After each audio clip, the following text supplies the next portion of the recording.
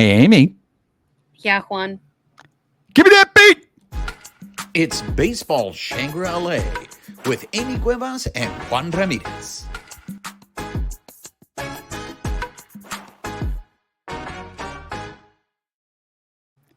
What's up, party people? Tried something new there. I don't know if that one worked. Wow. She is Amy Cuevas. I am Juan Ramirez. You are listening or watching Baseball Shangri-La. If you are listening on the audio portion of the show, please make sure you're subscribed to the podcast. Rate us, write us a review, help spread the word about the show. If you're watching us on YouTube, make sure you're subscribed to our YouTube channel. Hit that notification button.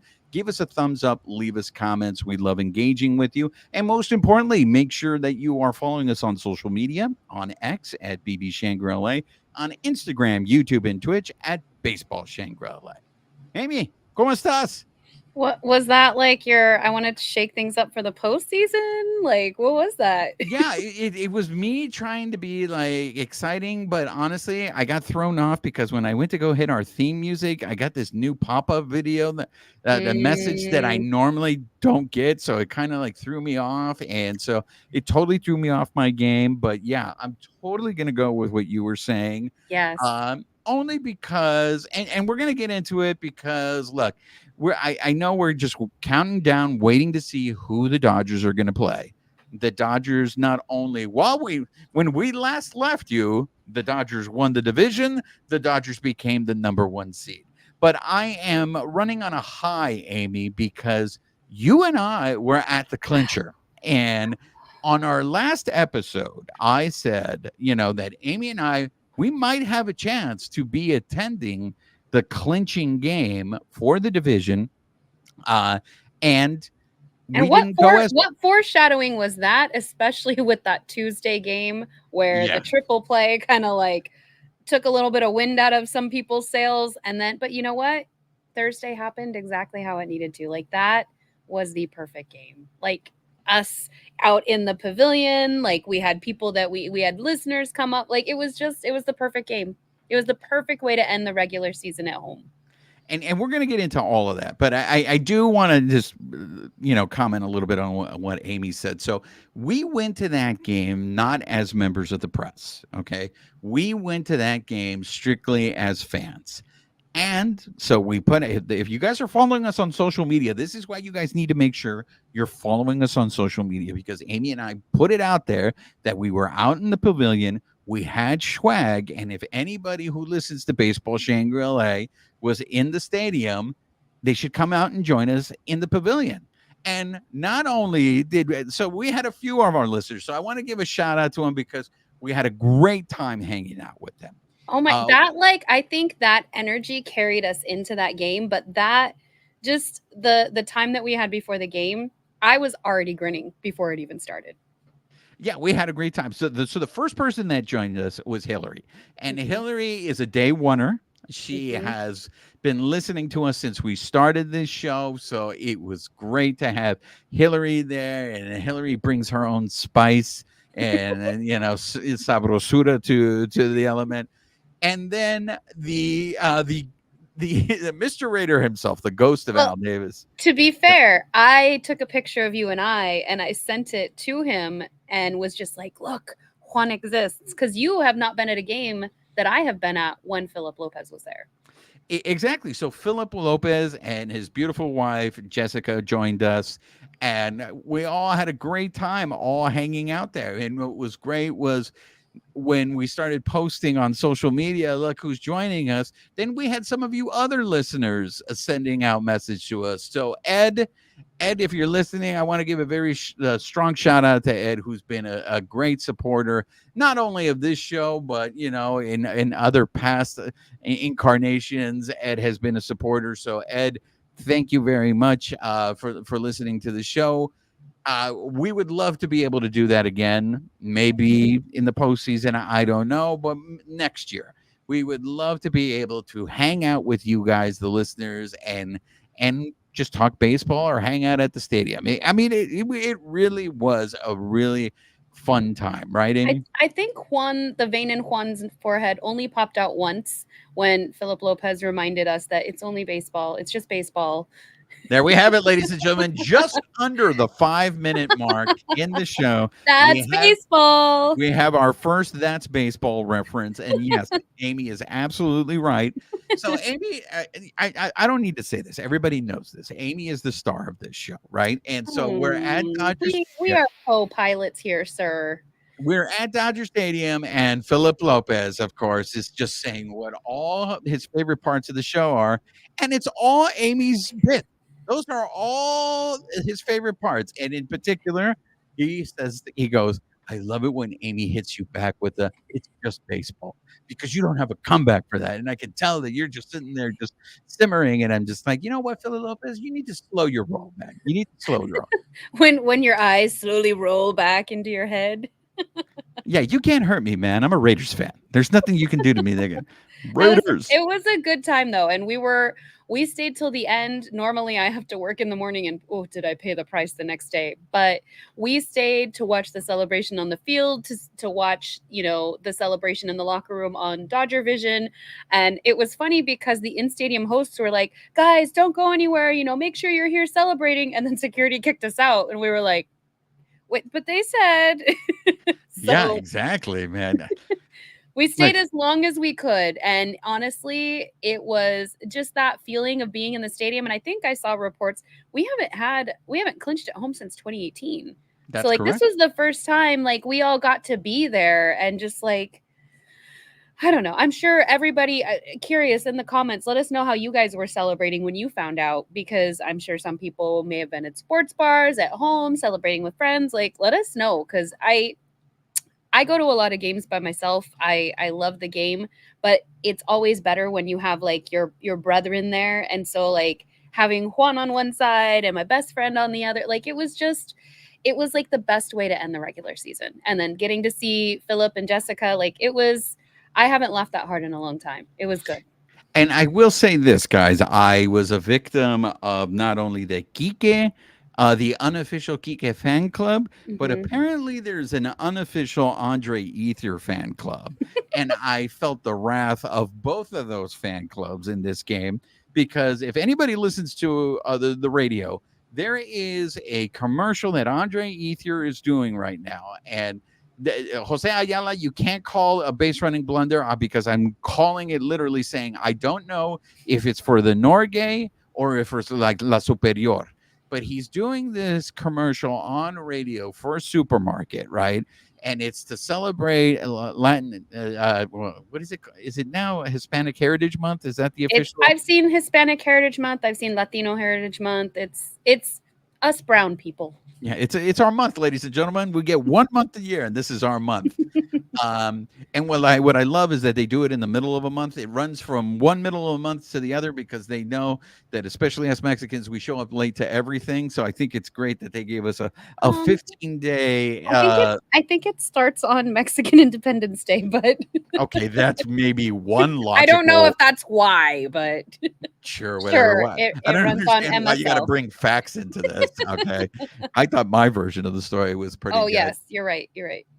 But he, Andre Ethier, does this commercial and he's just saying, it's Hispanic Heritage Month, and why don't you come down and get some pan dulce and then celebrate with the rest of the raza. And this is exactly how he's doing this. And so for me, look, Andre Ethier has Mexican heritage, and obviously he's very proud of it, and that's great. But for me, if I was La Superior or the Norgay or whoever produced that ad, maybe I would have gone with someone else, or I would have just allowed him to just speak in his own voice and not try to force it. Or am I wrong there?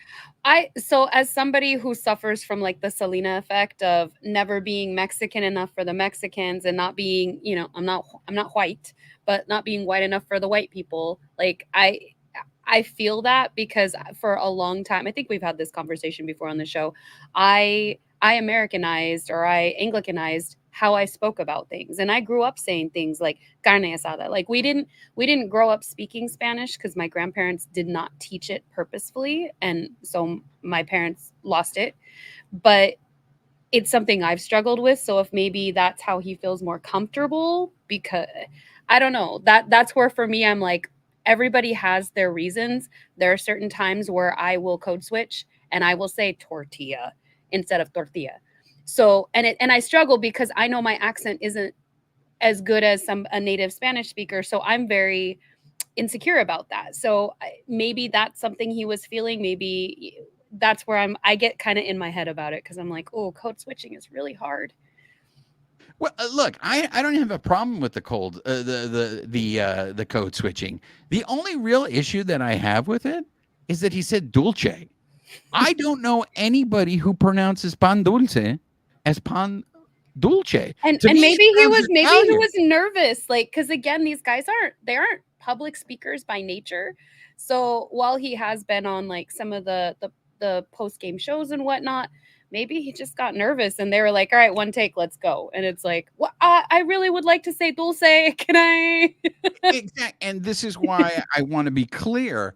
I do not blame Andre Ethier for this. Like I said, obviously he is a man that is proud in his heritage, and I'm glad that he's doing it. It's whoever produced this commercial. That's who I'm like, you can't put that out in the air because sometimes, your job is not only to make the product look good, but the people that you're working with Mhm. look good. Yes. And the reason why I brought it up, Amy, is because I've had people message me saying, "Have you heard this Andre Ethier commercial?" Right? Mhm. So I say this while we're hanging out at Dodger Stadium, and the unofficial Andre Ethier fan club. I feared for my life. I literally thought, like my life flashed before my eyes. Cue the Sarah McLachlan song. I really thought In the the arms arms of of the the angel. exactly. I was like, I'm gonna die here. I'm gonna die before the Dodgers get a chance to clinch the division series. But look, overall, it was a fantastic evening. Not only that, but it was a really good game. Yes, Mhm. the Dodgers offense disappeared for 6 innings, and It's just the Padres though, like, these people, no matter where they're at in their season, if they're at a low and a high, they're always gonna play up to the Dodgers, and I say they run on spite, and it's always gonna be a good series when they come to town. well, let's get into the series, Amy, because the fact that they ended up winning those last two games, I think, spoke it said a lot about the Dodgers, especially after the loss in game one. For them to bounce back and win those two games and win the division. Look, I've said this for a long time. I'm not going to fall for it again. I'm not going to be a sucker. And maybe I'm just a victim of the moment, Amy. But the way they responded, because if you don't have that play, and I know you're not big on this, but if you don't have that triple play, do they maybe come back and win that game? Mhm. Not only and maybe sweep the show pods. I mean, Well, look, that was the potential, right? Because they singled, brought Smith in, and then you had Edmund single and you had Kike single before Rojas hit into that triple play. So yeah, they I were on mean, a roll. so I mean, it was 4-2. You had runners at first and second, and Mhm. then you had Shohei on deck. So I look, I know this is just for fun because we all know it was a happy ending. It worked out for the Dodgers. But Amy, in that situation, and I'm going to tell you this because you know how I am and how I get. But so I'm watching the Get game. ready for my That's Baseball. Go. I'm watching the game, and he so Rojas tries to bunt and it goes Mhm. foul. Okay. The next he hits the ground ball and he hits the triple play. And my immediate reaction, Amy, was I just laughed. I laughed because I was like, this is ridiculous. Like I never saw coming. That was not on my bingo card that If it Miguel Rojas would hit into a triple play. if it had just been a double play and we still had the opportunity and Shohei comes up, like it would have been a ho hum game. Still Exactly. still like Mhm. whatever. But the fact that he hit into a triple play, like you almost had to give them like wow. That was truly, and I'm not trying to be trite, but like that's baseball right there. Like that is the reason that you watch to the last, because everybody would have thought, okay, yeah, they're down by two, but they've also got, first and second, and Shohei's coming up after Rojas, and Rojas has been having a great season.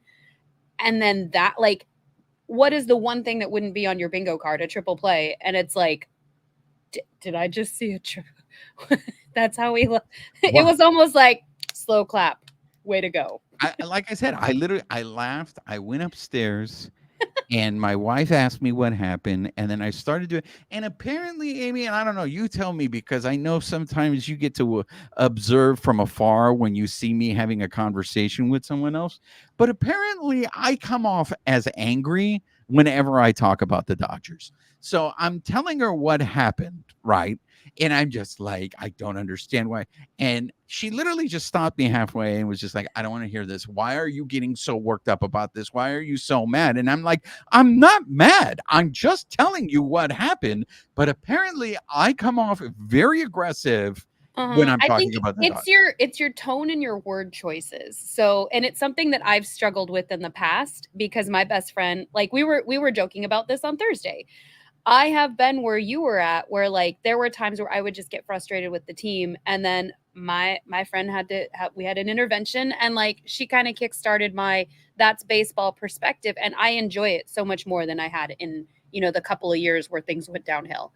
And it wasn't just being angry. It's like how you talk about the game, not you in general, but people, where it's like, if you're talking about it in a certain tone and the word choices, it can come off as more negative versus like, I can't believe that just happened. Like they hit, like we just lost, but like that we hit into a triple play. Like who does that? And it can just sound different. So I think that maybe is from the outside, my perspective. So look, your passion goes a different way. I know hindsight is 2020, Amy, but would you have bunted in that situation? I don't know, because when they were showing the replay, they showed like first, everybody set up on the wheel that they kept talking about, and I'm a little blurry on that. I have a comeback for you on that wheel, but I'll let you finish. But it looked like they came in further the second time he set up. So at that point, I might not have tried to bunt, because if they're closer in, I can't pretend, like you said, hindsight. I can't pretend to know, but if he's tried to butt in the past and he kind of knows what he does, like maybe he was just like, you know what, if they're going to come in, maybe I could try to get it over their head. Like that's the better choice in this situation. I don't know. He's got seconds to come up with a new plan while people are, sending him signs, and he's got a pitcher setting up. Like I could not do what these guys do. So he did what he did. I will preface this before I give you my opinion. I want to give credit to the show pods, and in particular Manny Machado, because they had to, in order to pull that off, they had to do it perfectly, and that's exactly what they did. Look, I know you were giving me a hard time about this on Thursday because I was complimentary about Machado, and you were just like looking and giving me daggers, just shooting daggers because let's tone it down a little, pal. And look, to me, Manny Machado defensively is just a fantastic third baseman. He's a good baseball player. I am not a fan of the lack of hustle and the attitude, but he is a. I would be remiss if I didn't acknowledge he's a good baseball player. Yeah, so I will give him credit, and like I said, he executed that so perfectly, and he made it look easy, but that was very, very difficult because he's just off in terms of his footwork and getting to third base or making that throw to second base, and that's not a triple play. And right? Second had to be like spot on because that runner was coming straight in. So like he had to have it. That's where I was more amazed. Like I was bummed we lost the game, but it was almost like, wow, that was pretty amazing to see. So dang it. Like I said, I laughed. So I do want to acknowledge the fact that it took a perfectly executed play in order to turn that. That being said, I would have bunted. And this whole argument about the wheel, if you go back and you watch the replays, Amy, on the second pitch, Bogart is heading to second base. He's not going to third. So I don't look, it is a matter of philosophy, because if Rojas can chop it and he chops it over Machado's head, Dave Roberts looks like a genius, right? So I get it. They gambled and they lost, and it was the worst. I mean, it was snake eyes. It literally came up with snake eyes. But In that situation, I would have bunted.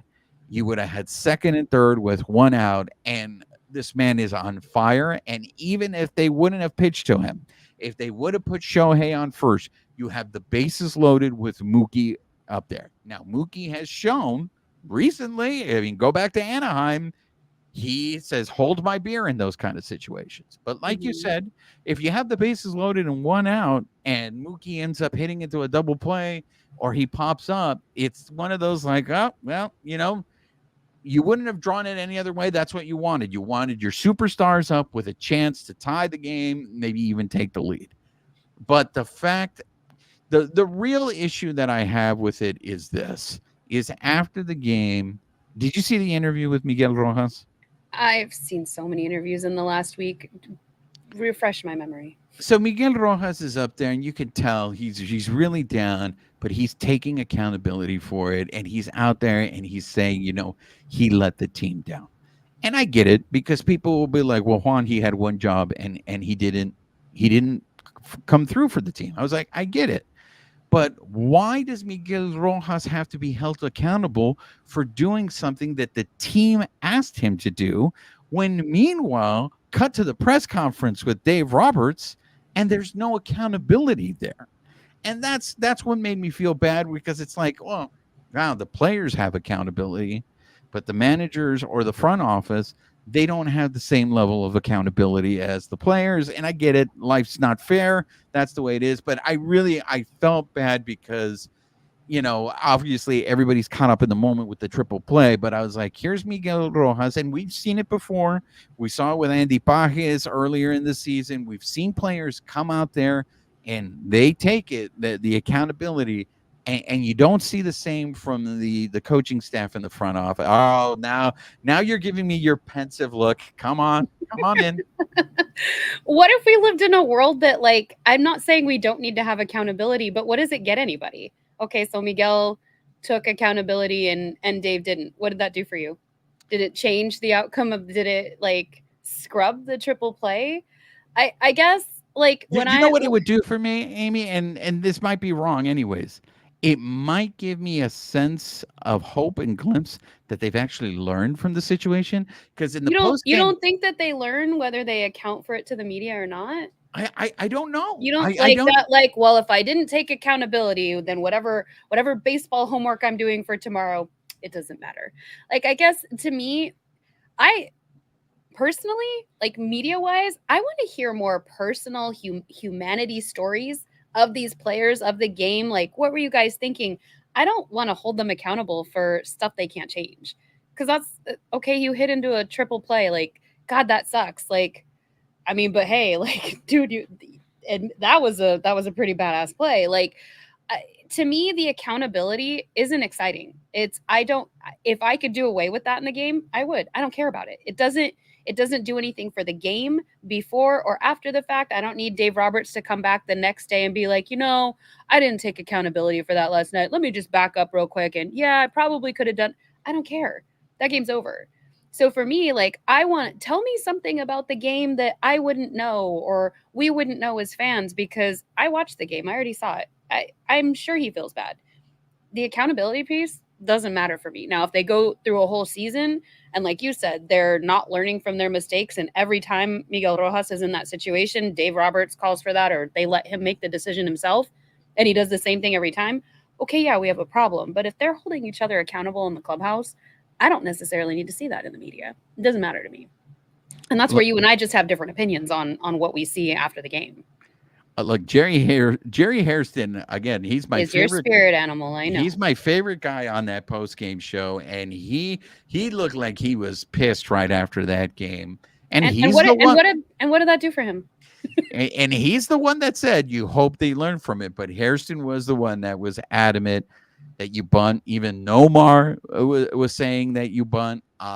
So I guess for me, and Roberts did come out there and say that they initially had the bunt play on. But he didn't do it. So what does it do? If is it just that people in general, do you want the agreement and the accountability? You just want them to agree with you?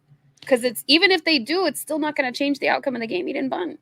And it's true. And like I said, it worked out worked out for the Dodgers the rest of the series, but it's those kind of things that really make me nervous about the postseason, because one of the factors I think going into this postseason, and we'll talk about it later, is my concern is that they're going to be outmanaged in a series. And they And might be. it's situations like this that reemphasize my fear that ugh, they're going to get outmanaged, because, like I said, I've talked about this before in previous episodes.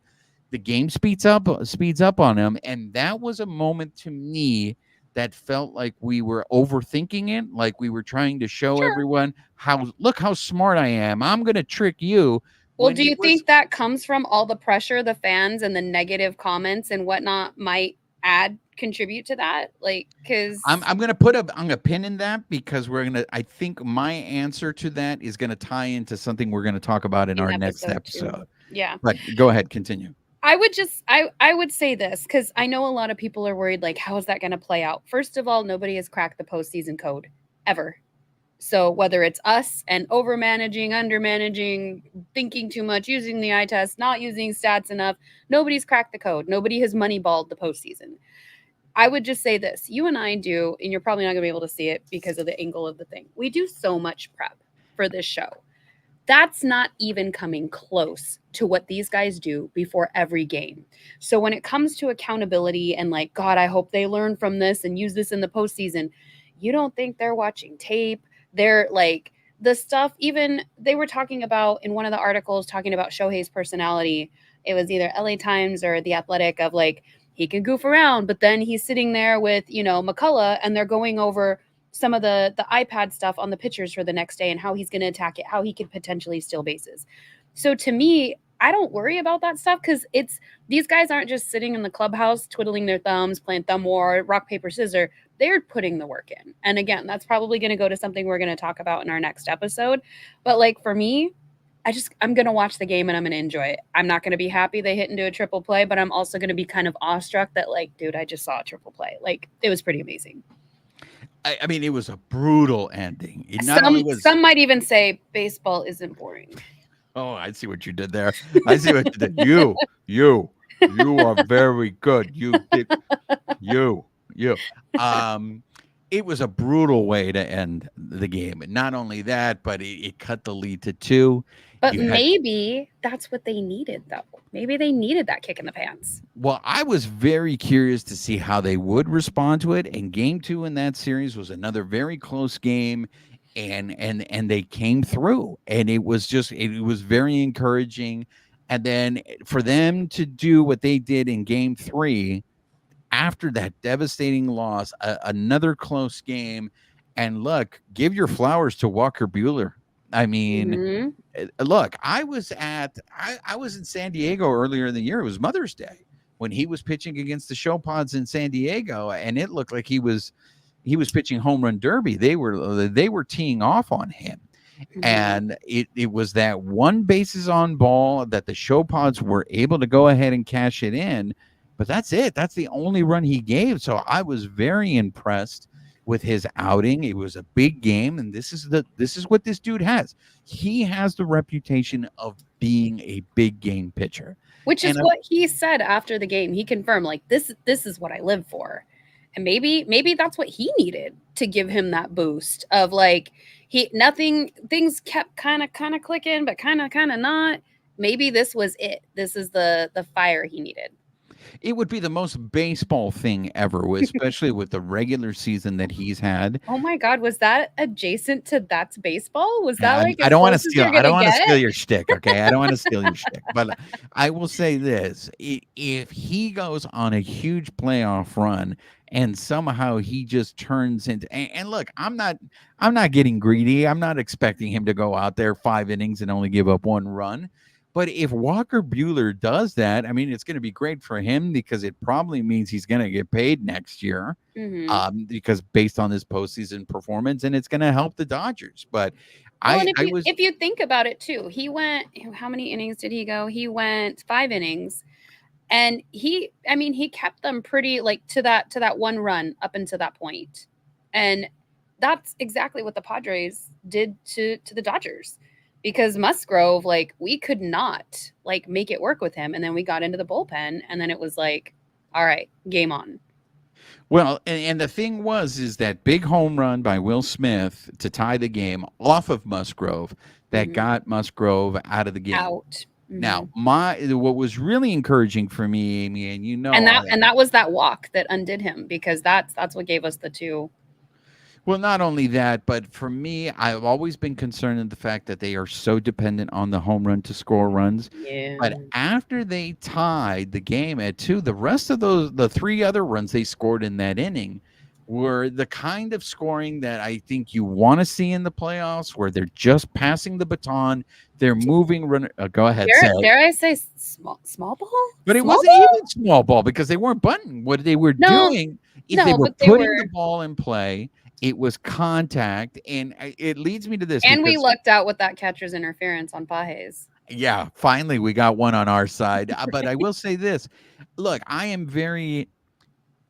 we've gone 30 minutes without mentioning the unicorn, so I think now is a good time to talk about the unicorn. Don't get me started on 58, 59. Let's take it back. Let's give it to him. Let's not. And maybe this will lead us into the Colorado series, which at this point was just meaningless. Well, we'll close out the San Diego series with the beginning of the unicorn. In that Thursday game, he hit 400 total bases. So he's the 19th different player in the MLB to do that. He's the second Dodger, and he's the first one in LA, because Babe Herman did it in Brooklyn. So, and that's the 30th time a player has recorded that. So pretty amazing stuff. Again, there's 10 million new stats for him every time he plays a game. Look, to me, the unicorn, like what he did, because he came up big with runners in scoring position in that Show Pod series. He heard all the static everybody gave him earlier in the season about not being able to hit with runners in scoring position. Like, look, he won Player of the Week for the 3rd time last week. He was named Player of the Month for the month of September. Like, I mentioned this before. Again, this is an over-the-top reference out here. He turned his hat around, and it's like he was a machine. Amy, the way he's playing, the level of the emotion that he has shown in the last few weeks has been very surprising for me. I did not expect that from Shohei. Really? As somebody approaching their first postseason ever? No, because I feel like he's got such a great poker face, and I feel like he's so businesslike. Like, he just comes in here, he does these amazing things and plays it off like it's no big deal. It's like, bro, you literally created 50-50, and it's like I just feel like he's very, humble, or whatever you want to call it, but But like, I don't know, like when I see Kike come in, like rounding the bases, and Shohei's like, on deck, and then they're doing like their like weird little like like whatever thing that they're doing. Like I see the playful side of him, and I don't know. But there's the playful side, but the intensity, like when he's pointing back at the dugout, like when he's telling other people like let's go. Because, when the Dodgers got eliminated from the playoffs the last 2 off seasons, I always heard this argument that the Dodgers need somebody, right? Like Tommy Pham. They need somebody like Tommy Pham, or like they need somebody like Kirk Gibson, somebody who's going to light a fire right into that, right? Yeah. I did not think that Shohei Ohtani, that Shohei Ohtani, I did not have that on my bingo card, that Shohei would be the guy who would do that. Let me. Okay, so we've got triple play, and we've got Shohei as the cheerleader. Because to me, it feels like that rest of the team is feeding off of that. Well, did you see? Was it Teoscar came around and Mookie was trying to like throw the seeds at him, and he couldn't get the bag open? Yeah. And it was just like, but like they're all into it. You can see the joy on all of their faces, and that, I think, exactly what you said.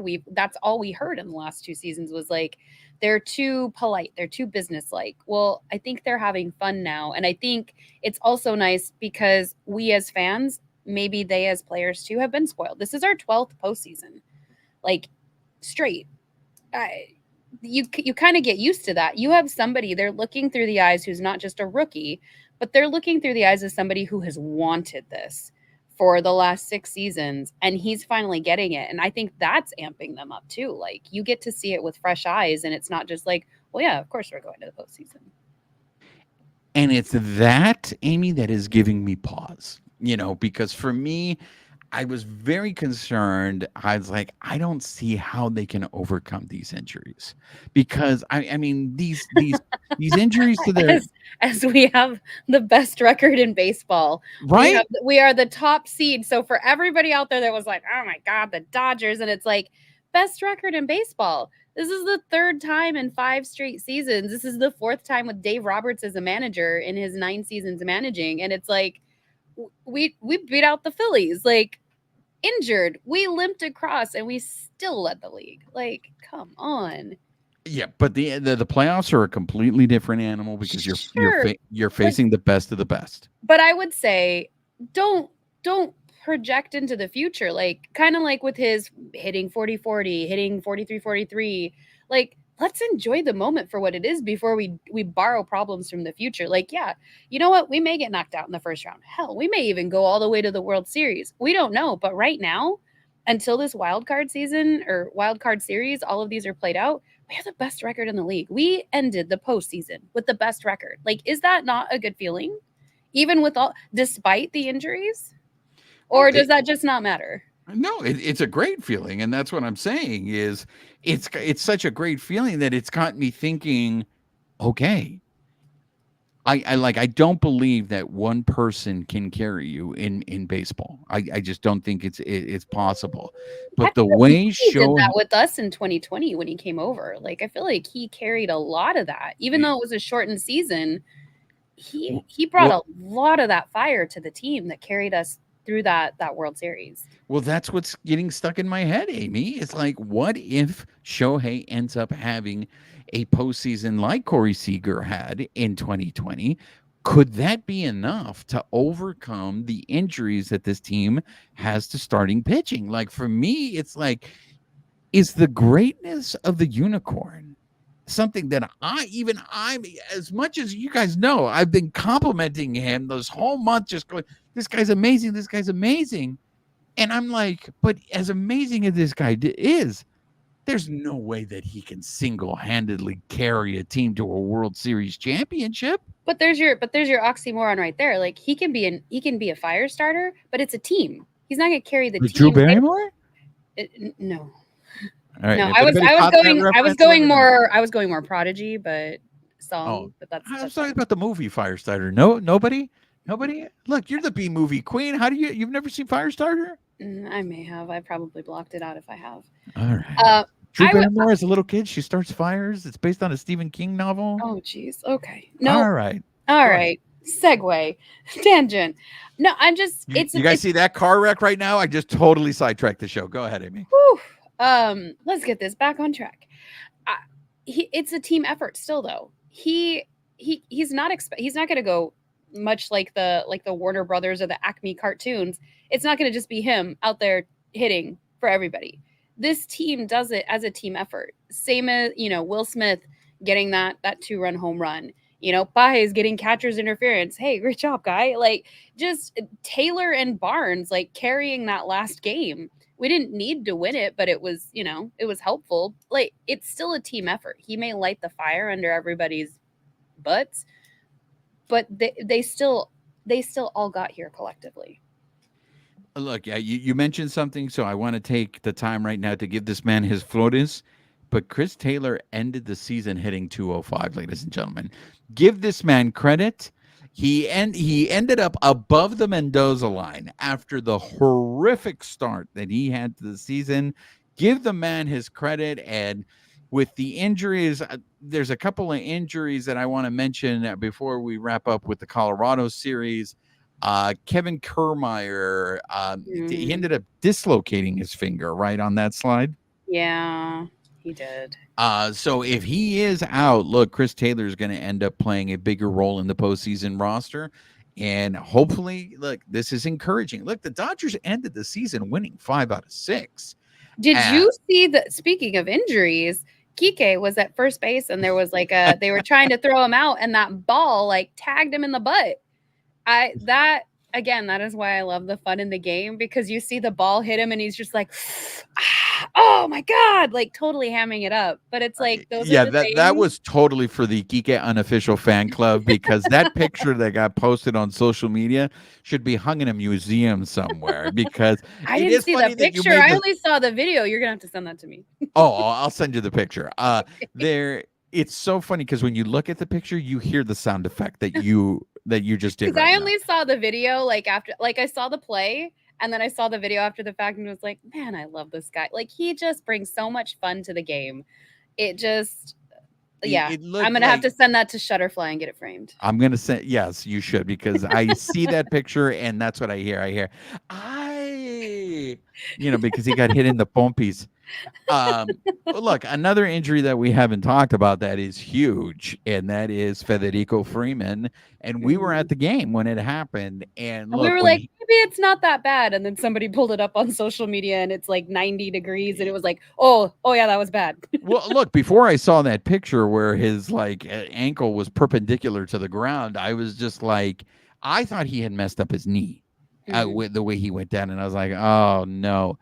So like, this is reminiscent of Muncy a couple seasons ago, getting his arm like whacked on the way by that runner on the way to first. Exactly. Hillary and I were at that game too. We were just like, no, not our first baseman. And that's what this has a possibility of being, Amy. This could be like 2021, where you look back and you go, would a healthy Muncy, would that have been enough for the Dodgers to get past the Bravos in that? So look, Federico did not travel to Colorado. He immediately got a treatment. He's been getting treatment this whole week. The hope, and I think, knowing Federico, because they interviewed him afterwards, he said he didn't want to come off the game and out of the game, and it's like, bro, you can't even move. And the guy was playing with a broken finger for how many weeks? Hitting, fielding. Like I'm not shocked. And they were saying he should be available by Friday in Game 1 of the NLDS. Saturday. Saturday before Jose Ayala comes out. Oh my God! In my head, I was seeing Saturday. Yeah. But if he's not available, Kike would end up going to third base and Muncy would be playing first, which I think is an interesting choice because Muncy hasn't really played first all season. So Kike's played more first base, but in high leverage situations, hopefully it's kind of like when you slot Mookie back into right field, it just comes naturally. So look, I think Muncy's best year defensively was the year that he was playing first base every year. He's a great first baseman. So I know this week he's probably just taking ground balls at first base. We did also see the return of Anthony Banda. So he came back in that Thursday clinching game. So he's back. He had a really good inning. And then we did get to see the debut of Edgardo Henriquez. That's right. On that Tuesday game prior to the triple play. Look, maybe we'll have time to talk about this in the next episode, but what they are going to do, the decisions that they're going to make as to who is on the roster. Look, I know this Enrique kid he's young and he's been moved up the minor leagues very, very quickly. And every time he moves up, his ERA goes up, his walks go up. Look, there's a reason because of that. Henriquez or Hudson? Enriquez. So, but no. I'm saying for you, what's your preference now? That's where you were leading me to. That is Daniel Hudson has been very concerning to me. And so that is, I think in the end, they're going to choose Hudson because I think they like veterans. He has they're going to choose the experience. But that's exactly what I was thinking, Amy, is Hudson makes me very nervous. Would you have somebody who throws as hard as Enriquez and take him over Hudson? I don't know, because at that point, at least maybe he's not hittable and they haven't seen enough of him that you can use that kind of surprise factor where people know Hudson and they know, they've got enough tape on him. I think we've got some good options. Vesia ended the season with a 1.76 ERA. So I saw some stats. He's the 13th best ERA in Dodger history by a reliever who's had at least 50 appearances in the season. And then, we're hoping to see Landon Knack as one of those starters. he had 15 appearances, and he's got his own stats, like 8 times, at least 4 innings, allowing one run or fewer, 11 times allowing, 2 runs or fewer. So I don't know. Well, I guess we'll see what they decide to cobble together, but this team has proven that with duct tape and band-aids, they can still make it work, and that they're a cohesive team. Yeah, I expect Federico will be playing.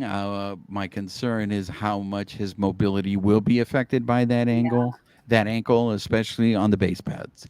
And we Uh, need him to be that is one of his strengths, his height and his flexibility. Like, he pulls off some miraculous plays that make my body hurt while I'm sitting on the couch. Look, he's an underrated base runner, and so that's my concern, right? Is he coming back too soon? If he's going to be hobbled, if that will impact the game. But yeah, it's getting to that time. Obviously, the Doyers are going to get the winner of the Show Pods versus the Bravos. I mean, there was a lot of drama there. I know Houston, we have a problem, but I just want to say this: how crazy that doubleheader between the Bravos and the Mets my was. gosh. And did you see Arizona? The Twitter account was posting during the game, and it just be like, at first they were rooting for the Mets, and then it was like the gradation of emojis, and it was just like, I felt bad for them, because as we know, the Mets could have gotten in with 1 win. Same thing for the Braves. And while there's been some criticism of Manfred and the handling of this, of like, okay, well, why don't you just let them forfeit then and save the players? And it's like, because how do you force another team to play their hardest if they've already won? Like, you already know the Mets are in. So at that point, do they play their hardest against the Braves? Do they care about keeping the Diamondbacks out? Like, well, but that situation is something that the Serpientes have no one to blame but themselves, because the Serpientes were in a really good spot, and because look, I'm not saying blame needs to be dished out in that respect. It's just, was it a worthwhile series to play?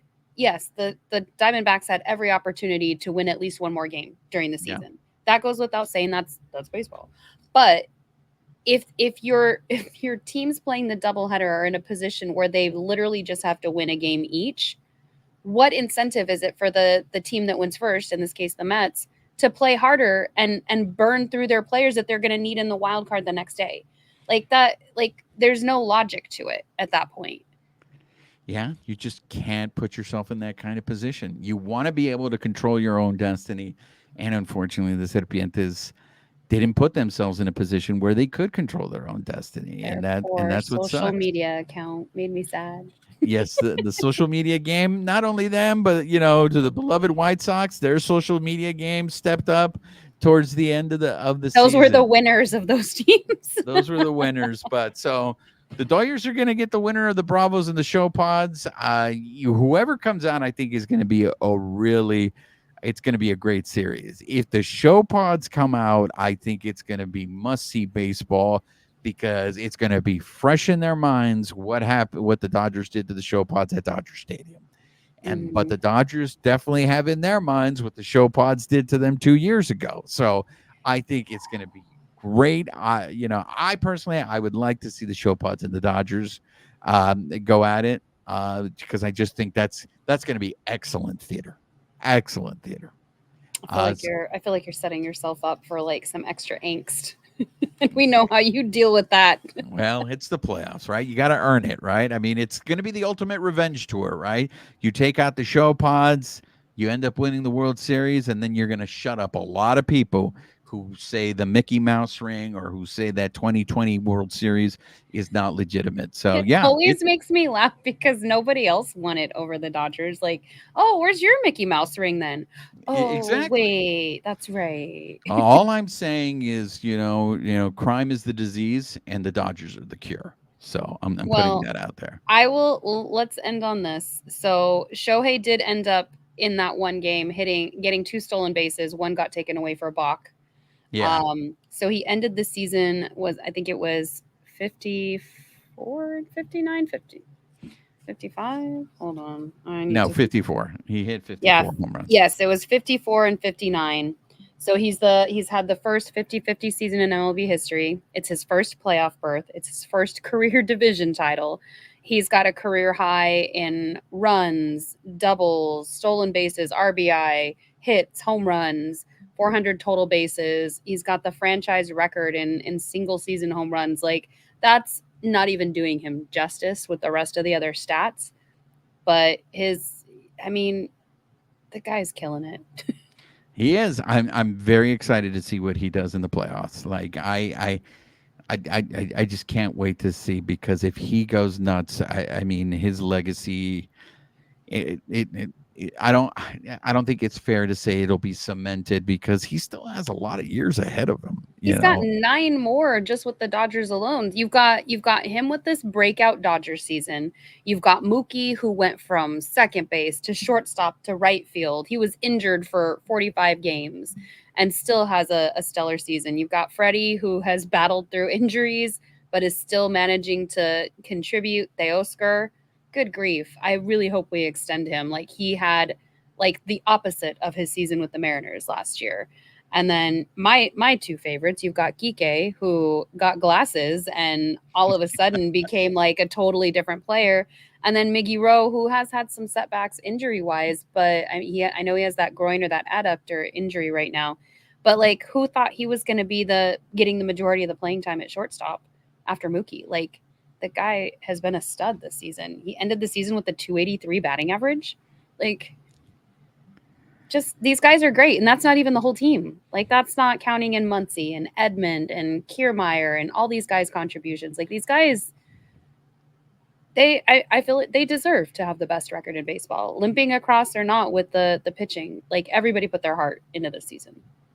Look, I can't wait. Let's do it. Let's have Saturday here already. Saturday can't get here quick enough. Oh my gosh, I'm so excited. Any last words, Amy, before we wrap things up? No, I can't wait to just watch these games coming up. All right, so that's going to do it for this episode. Once again, if you've been listening to us on the audio portion of the show, please make sure you're subscribed to the podcast. Rate us, write us a review, help spread the word about the show. If you're watching us on YouTube, make sure you're subscribed to our YouTube channel. Hit that notification button. Give us a thumbs up. Leave us comments. We love engaging with you. And most importantly, make sure you're following us on social media. On X at BB Shangri-La, on Instagram, YouTube, and Twitch at Baseball Shangri-La. She is Amy Cuevas. I am Juan Ramirez. Nos despedimos con un beso. Amy, say goodbye to the people. Adios, gentes.